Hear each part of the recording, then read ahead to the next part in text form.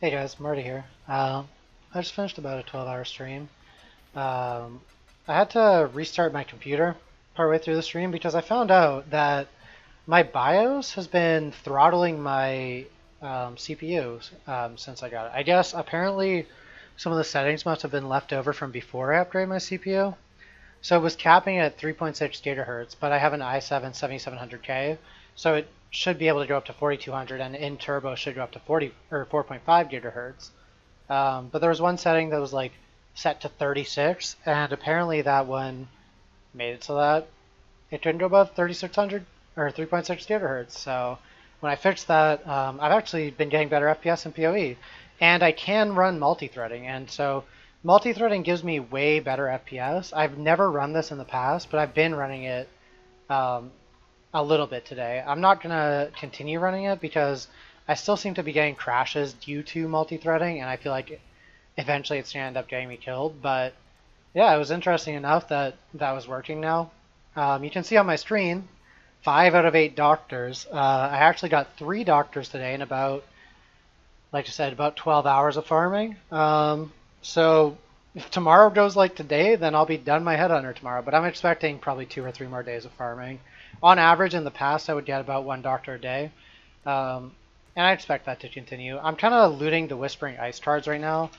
Even though I have a ridiculous amount of them, I almost have 100 sets. And the reason is just that I'm going to vendor them for alchemies because I'm running out of alchemies ridiculously fast right now. Whenever there's not breach hours, I'm bleeding alchemies.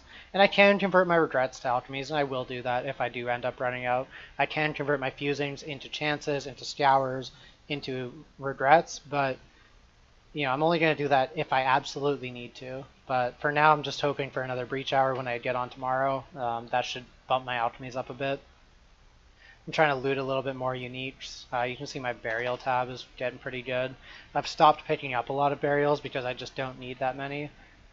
Gear-wise, nothing's changed, just the same old stuff. But I was asked why I don't go for an Elder Ring on Burial Chambers. This was in the comments of my last video. And so the reason why I'm not going for a ring on Burial Chambers, there's 2 reasons. One is one that I touched on a lot last league, which is that Elder mobs are dangerous. Now, are you going to die to Elder mobs guaranteed if you have them in your map? No, not necessarily. But if you do 500 maps with Elder portals, eventually you're going to get that one demon. You know those demons that are in Act 5 with the wings that shoot out the balls? You're going to get one of those guys. He's going to go for his ranged two-hander combo like he's playing RuneScape. He's going to shoot that ball at you. He's going to leap on you, and it might combo you out. It hasn't happened to me yet, but it can happen, and so that's a part of it. Another part is the only way to get a Burial Chambers Elder Ring is to have Chateau as your gap map. Now what that means is, here, let me log on to Abyss or Bestiary Leech so I can show you real quick what that means. So your gap map in an Elder Ring, you guys can watch my Elder Ring video if you're curious, but this is your gap map, temple in this case. It's the map that's between Elder and your Guardian that you're creating the ring around. And the only possible way to get it on Burial Chambers is to have your gap on specifically Chateau. Because if you don't have the gap on Chateau, then you can't make Burial Chambers a necessary part of the ring. You can make it a part of the corner, which is unattackable by Shaper, and you can use that to get a little bit more maps into your ring. But for example, say I was to try to create a ring like this, and it goes from marshes, and then my Elder is on Chateau. It goes along this way, and then right here, oh, it's already connected back to Chateau. And if we try and go that way, it's already connected back to Chateau. So there's no ring possible there. The same goes for if your Elder's on Phantasmagoria, your Guardian's on Chateau, and you want to go around this way, so you're going through here. And then as soon as you get to here, you're connected back to everything. So it doesn't work because then the shortest path no longer includes these ones over here, so Burial Chambers will go away. So it's just way too tedious, and in SSF, I'm not going to have the map pool I need to actually get that kind of a ring set up. It took Waggle, I believe, 20 plus tries. I can't remember the exact number, but it was something ridiculous. It might have even been 30 plus tries. And this is with him buying maps constantly, because every time you fail, every time you need to set it up again, you need to spread the Elder influence out on this side. So like you're looking at using potentially hundreds of each map in this corner of, or this side of the atlas, and it's just not realistic in SSF. Maybe if this was a 3 month league, I could consider going for something like that. But in the current state of SSF, it's 2 weeks left or like a week and a half left or something. It's just not going to happen. I would much rather just skip Elder Ring. And I could do rotating influence, but there's two problems with that.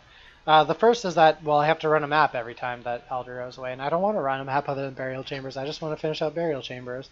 And the other is that Shaper Influence means that if I want to kill a Lyra, which I do, I really like killing bosses in map. I know it's not necessary. You don't need to kill bosses to sustain, but I like killing bosses. So if I wanted to do that, sometimes Lyra's going to get possessed by Shaper. I'm going to get this 15-second cutscene, and then maybe she's going to get healed, and I'll have to do a bit more damage to her. It's just tedious and not very fun. So I just run it without influence. And I mean, my doctor drops are speaking for themselves. You don't need influence to get these cards. You just need luck. That's all you need. Uh, as for how many maps per doctor, it's one of the most commonly asked questions in my chat. There is no realistic number for that. It's complete RNG. I've gotten these 5 cards in about 18 hours of farming. However, I've had dry streaks of 0 cards that lasted me 35 hours of farming in Abyss League. I had one that lasted me 30 hours of farming in Bestiary League. So, sometimes you just get unlucky, sometimes you get lucky. If you want to farm for doctors or something, you should farm for it because you enjoy running the map and because you just want to farm it. You shouldn't do it hoping for doctor drops because it's just so rare. It might never happen. You might run 1,000 maps without getting one to drop. It has and it can happen.